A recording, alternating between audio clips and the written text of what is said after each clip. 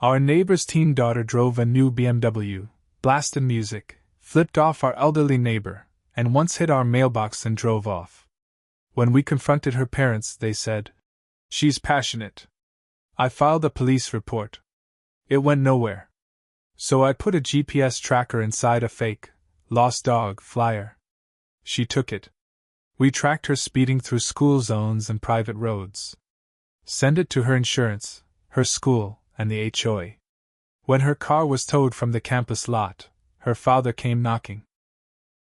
I opened the door and said, "Tell her to be passionate about public transit. My name's Rick. I'm 48, married, no kids. My wife and I moved to a neighborhood outside Asheville, North Carolina, about 5 years ago. It's not fancy, but it's clean, calm, and quiet. Most of the residents are older, retired couples, widows, a few veterans. We like that. We both work from home. She's in design, I'm in logistics, and we don't like drama." For the first few years, things were uneventful in the best way. Then, last summer, a new family moved in across the street. Nice house. Big lawn. BMW in the driveway by day 2. At first, I thought, good for them.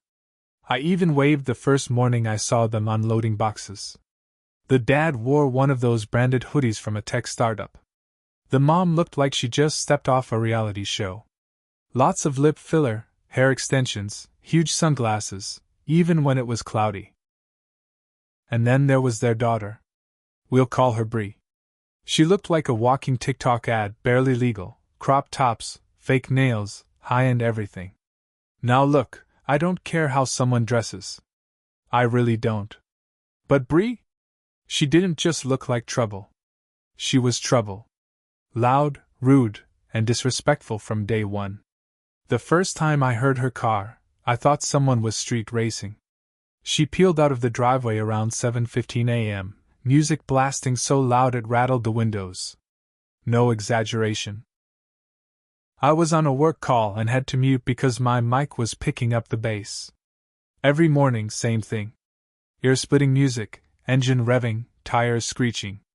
I tried to ignore it. Told myself it was a phase. That she'd calm down.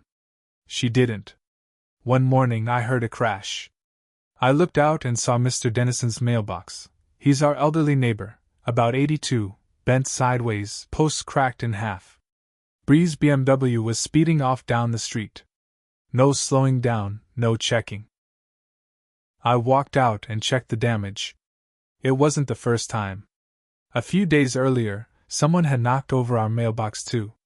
Same side of the street. Same tire marks on the curb. Later that day, I saw her in the driveway with her dad. I walked over calmly. "Hey," I said. "Pretty sure your daughter clipped Mr. Dennison's mailbox this morning. We've had some issues on the street. Might want to talk to her about driving a little safer." Her dad didn't even look surprised. "She's just passionate," he said with a smirk. "She's headstrong. Wants to be independent." I was stunned. I looked at Bree. She was sitting on the hood of her car, twirling her keys, pretending not to listen. Then she caught my eye and slowly flipped me off. No words. Just the finger. Her mom came out and added, "She's very expressive. You have to let her be herself." What? Let her be herself, by destroying property and endangering neighbors. I didn't yell. I didn't argue. I just nodded and left. But that moment stuck with me. The way they brushed it off. Like our neighborhood didn't matter. Like we were all just scenery in their little show. I filed a police report. Told them about the mailbox, gave them the make and model of the car, even mentioned that I had video from our doorbell cam. They told me it was a civil matter. Unless I saw her in the act, they couldn't do much. Even with the footage. I offered the video. They didn't care. So, I started planning. I ordered a GPS tracker online. Small, hidden, with motion alerts and live location tracking. The kind meant for luggage or pets. Then I made a flyer. A fake lost dog. Cute golden retriever. Name Sandy. Please help us find her. I wrote. She's small, scared, needs her meds. Reward if found. I printed 5 copies, laminated one of them, and stuck the tracker behind the page, sealed and tight. I walked down the street and taped the flyer to the light pole directly across from their house. The next morning? 7:22 a.m. Tracker pinged. Motion detected. And then it started moving, eastbound, down our street. I smiled. She took the flyer. Probably shoved it into her bag or back seat without even reading it. Maybe she thought she'd cash in the reward later. Either way, she had it, and I had her. Over the next 2 weeks, I tracked her like a hawk.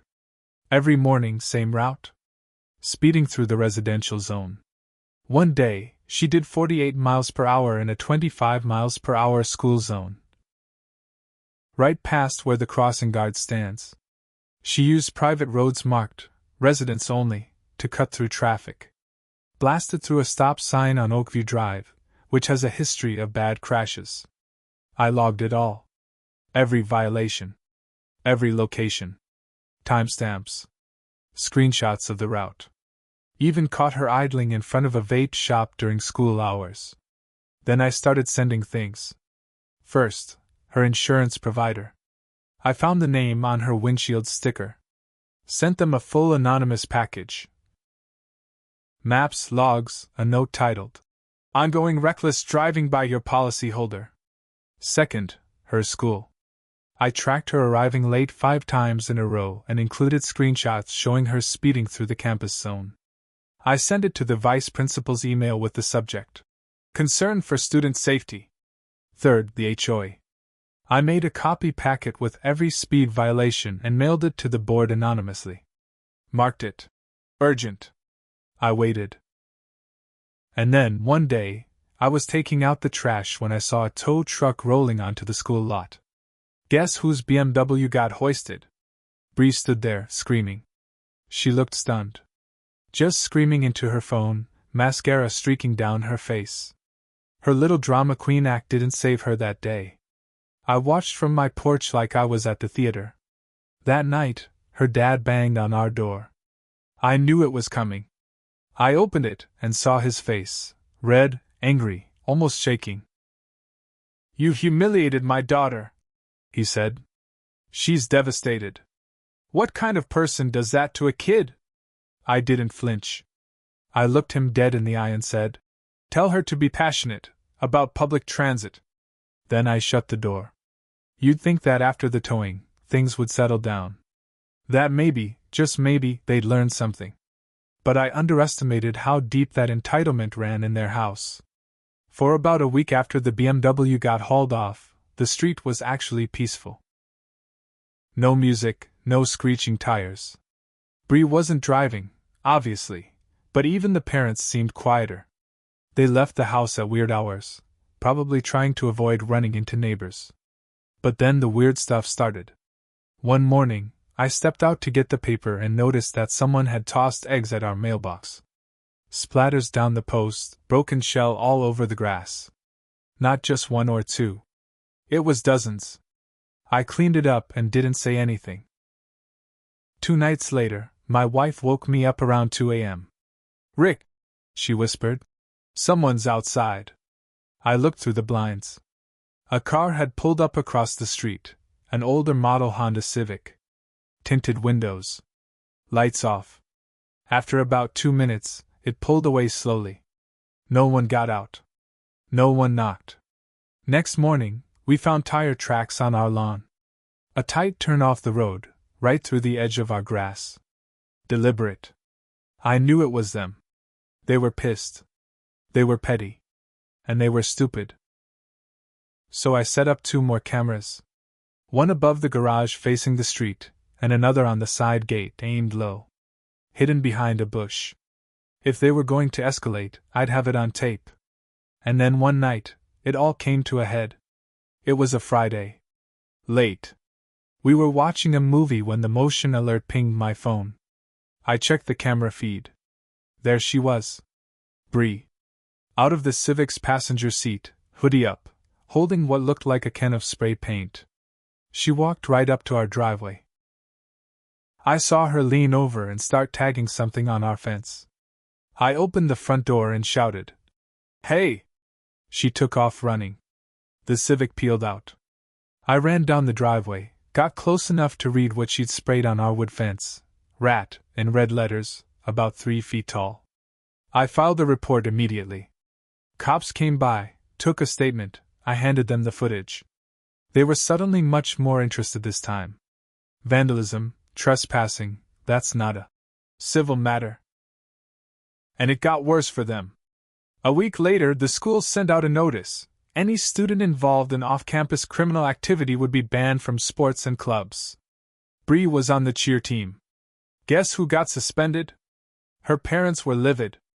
I saw them in their driveway screaming at each other the day the suspension came down. Her mom threw a coffee cup against the garage. Her dad just stood there with his hands on his head like the world was ending. Then came the real twist. One afternoon, I get a knock.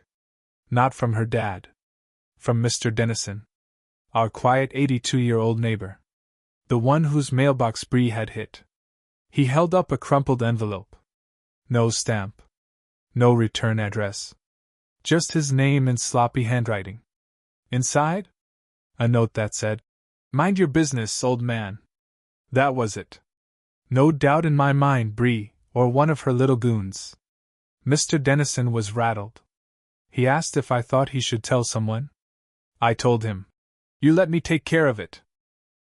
That night I wrote a very different kind of letter. I made copies of everything. All the evidence.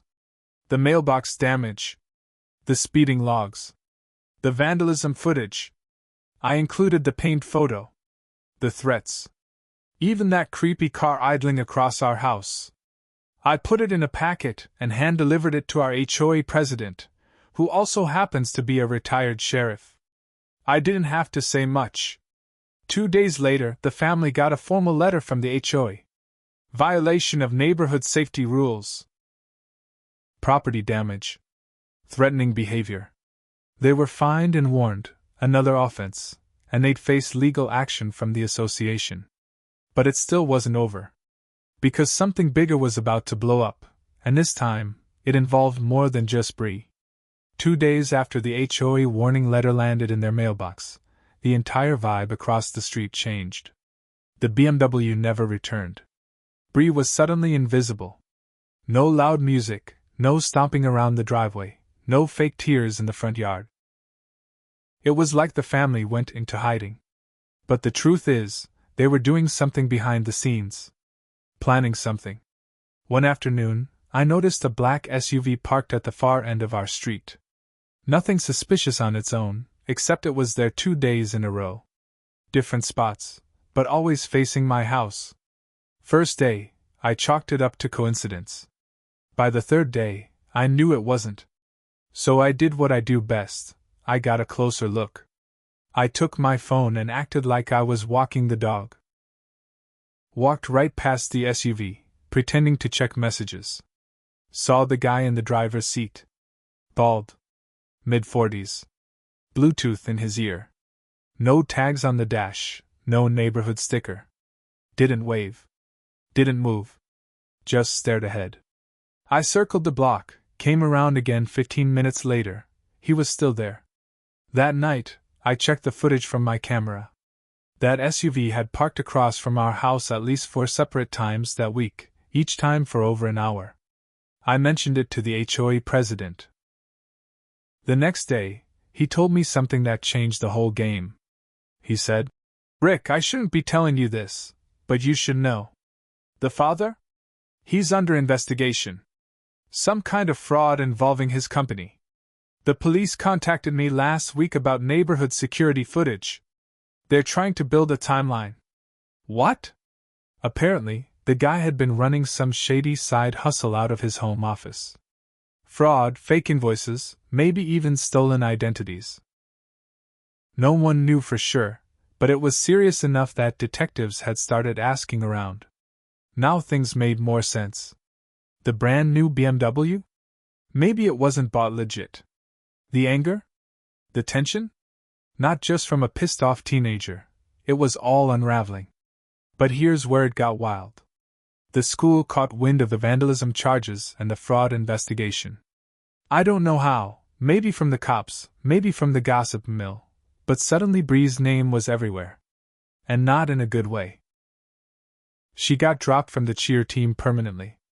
Her college recommendation from the principal was rescinded. A full-ride scholarship she bragged about. Gone. Word started getting around that her friend group had ditched her too. Nobody wanted to be caught next to the wreck. She started showing up in the Civic again, alone. No music. Hoodie up. No eye contact with anyone. She looked like a ghost of herself. I should have felt satisfied. But it wasn't over yet.